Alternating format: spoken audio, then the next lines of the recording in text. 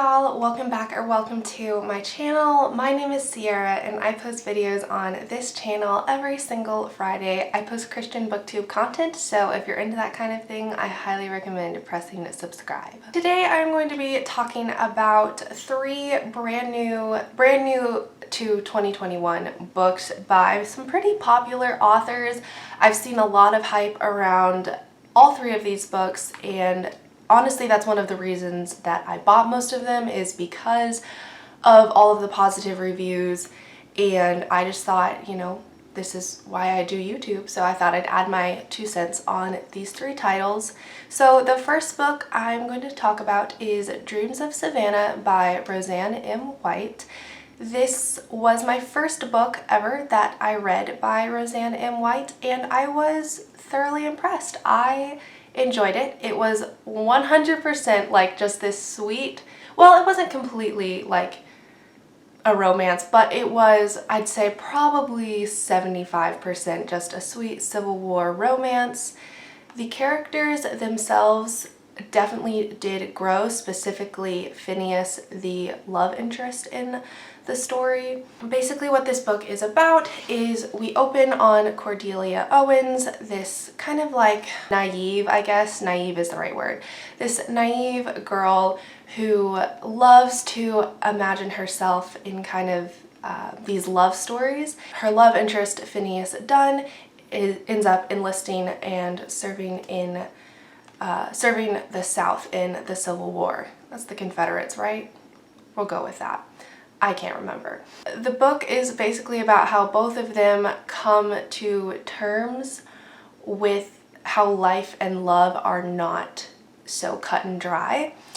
I do love the faith aspect of this book and how Phineas specifically really grows in his faith and in his understanding of slavery and treatment of others. Like, just because his family treats slaves properly doesn't mean that other plantation owners treat slaves properly. And I just found it really interesting, and the book made some really good points. I definitely did learn some things from it. It was a super cute love story. The resolution was very cliche, and I don't normally like cliche, but this one definitely warmed my heart and made me smile. I would give it 4 stars just because it is a little, you know, mainly a love story and kind of just meant to make you smile. It goes deep, but it doesn't go as deep as I normally prefer. But anyway, 4 stars for that one. I definitely recommend it. It was a super nice read after I had been reading a series for a while, and I just needed something light, and that was 100% just what I needed. So anyway, those are my thoughts on Dreams of Savannah. The next book I will be talking about is the complete opposite of Dreams of Savannah, and that is Under the Magnolias by T.I. Lowe. I believe my last video was a haul, and this book was in that haul. I have read it since then. Wow, okay, there are so many things I want to say about this book. I could do an entire video just on how this book really validated a lot of stuff that's going on in my life personally, and I know I don't go personal on my channel, but I'm saying this book really it validated me, and like it made me feel a lot of things that I was not expecting from it. So I think basically the main thing that I want to say about Under the Magnolias, I cannot seem to lift it high enough, is this is the type of book that I would have read as a kid. Like, this reminds me of the types of books that I read as a kid, but the adult version. I would not recommend this to probably anyone younger than 13 or 14. It deals with some really heavy topics. This is kind of a spoiler, but not really. You kind of figure it out in the story. The main character's father has bipolar depression and acts out rather severely. There were a couple of times during this book where I was like, oh my gosh, that just happened. Whoa. There's a lot of hard-hitting stuff in here. The main character, Austin, basically is raising her siblings and figuring out how to be a teenager, how to be a girlfriend. There's a lot of different dynamics in this book that are very hard-hitting, just like really deep, and so many things that I was not expecting. So yeah, definitely not a kid's read, but the style of like how this book was written reminds me of the type of book I would read as a kid. The first half is basically, each chapter is just like different stories, and the plot doesn't really take off until about halfway through. That being said, I normally would like not finish a book like that or not give it a good review, but it enhances the story phenomenally. Like the little, I guess, kind of stories, they fit together to lead to the second half of the book, which is where most of the plot is found. And I quite enjoyed the writing style.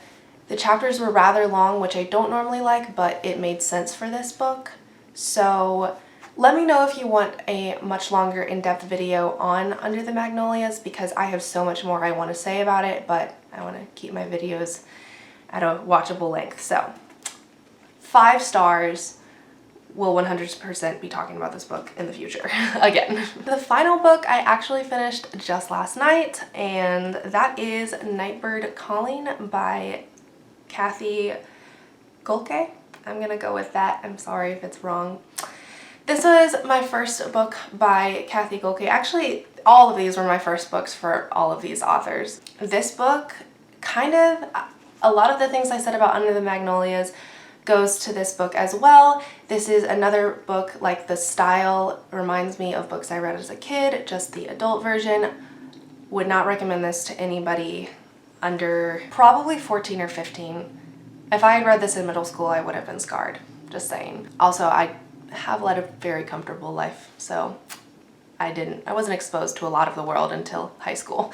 This book follows Liliana Swope after she runs away from her abusive husband and takes kind of like her aunt rescues her in No Creek, North Carolina, and she gets basically rejected and then accepted into the community. The other main character is a 10-year-old girl named Celia, who definitely adds the innocence to the book, and like looking at a lot of the different situations that happen in No Creek through a child's eyes was just the best addition that this book could have ever had. Like it was amazing, just getting it from an adult's perspective, Liliana, who has seen a lot in her life, and then Celia, who is still quite innocent. She doesn't know about she doesn't know about abuse, she doesn't know about rape, she doesn't know about anything, like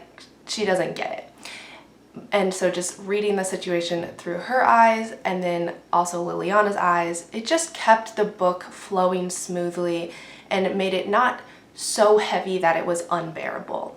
I think that makes sense. Like it just, the right elements were there with the different main character perspectives. Also, like Under the Magnolias, I would say that the first half of the book is more just different events that lead up to the second half of the book. It also worked for this book. It's a rather long book, so you feel like you go on a very long journey with these characters. This book took me a week to read, partially from outside circumstances. I was very busy this past week, but I felt like I was just on a very long journey with these characters, and I fell in love with all of them.